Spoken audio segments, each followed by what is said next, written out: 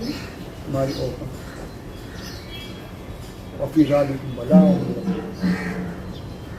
रब अपना बच्चों को मार देना ये भी अज़ाब, औरतों को छोड़ देना ये भी अज़ाब। तो उनको माँ को ये डर कि यही बच्चियाँ जब पाल पोस कर बड़ी करूँगी तो यही बच्चियाँ हमारे दुश्मनों के पास पहुँच जाएंगी, दुश्मन हर तरह से इनको इस्तेमाल करेंगे, इनसे घर के कामकाज भी कराएंगे, बर्तन भी, ठंडा से भी सब कुछ होगा, साथ ही साथ ज़िना भी होगा।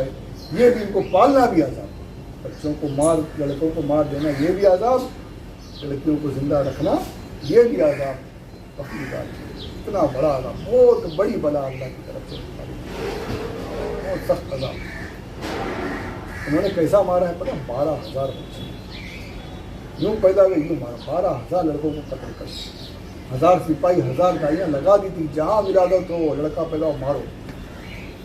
जब लड़का रहेगा ही नहीं तो बड़ा कब होगा, बड़ा होगा ही नहीं तो फिर मेरी हुकूमत को कैसे गिराएगा, मारो ही, पैदा होते ही मारो। यानी कितनी सख्त तकलीफ, कैसा सख्त अज़ाब।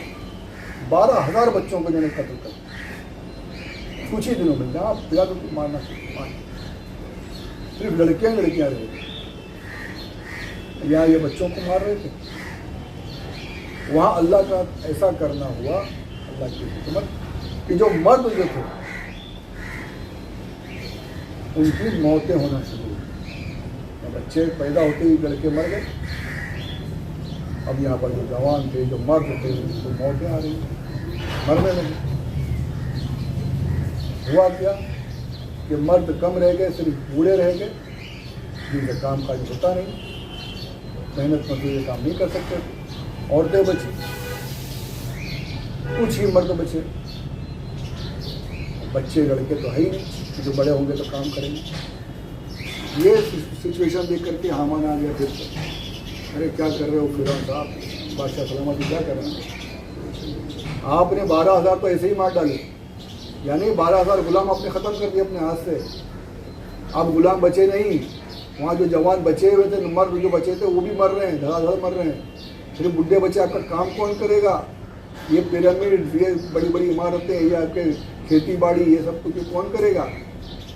गुलाम रहेंगे नहीं तो काम करेगा कौन? आप तो मारते जा रहे हो लगातार, बच्चे बड़े होंगे नहीं तो गुलाम आएंगे कहाँ से? तो मार रहे, कुछ करो, तो तू बता क्या करना, तू सोचता है वजीर मैंने बता।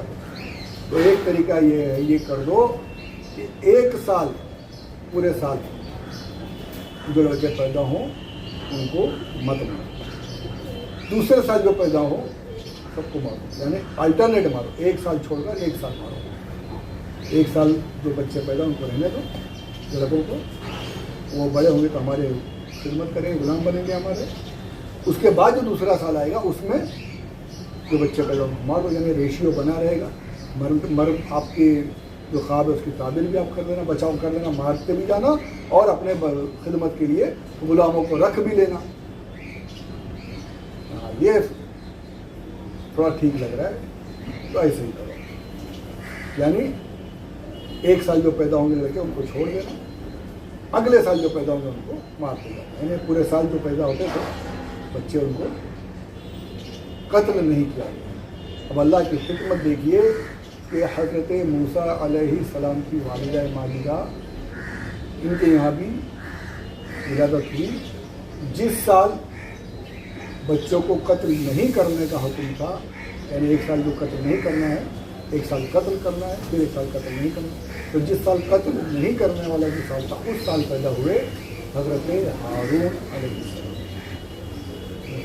के भाई, ये पैदा हुए।